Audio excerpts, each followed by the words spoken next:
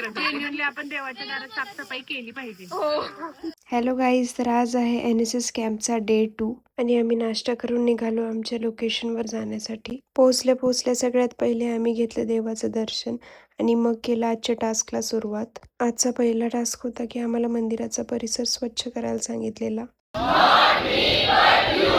त्यानंतर आम्ही निघालेलो गावातली शाळा बघण्यासाठी. रस्त्यात एक काका आम्हाला चूल बनवताना दिसले. हे आहेत आमच्या क्लासमधले चिंच प्रेमी. मी काहीच नाही घेते कारण मला आवडत नाही. मग फायनली आम्हाला शाळा भेटली. शाळेतली मुलं खूपच गोड होती. आम्ही त्यांच्याशी खेळलो, माहिती सांगितली आणि मग परत आलो. तिथे एका ठिकाणी ऑर्गॅनिक फार्मिंग पण केलेली होती. त्या गावातली स्पेशालिटी म्हणजे कोल्हापुरी चप्पल बनवणे. खूप भूक लागलेली म्हणून मग आम्ही जेवण केलं. मग तिथे एक काजूची फॅक्टरी होती, ते बघण्यासाठी आम्ही गेलो. आमचं कॅम्प झालेलं आहे आजचं डे 2 एंड्स कारण आमची बस हटली चाललं.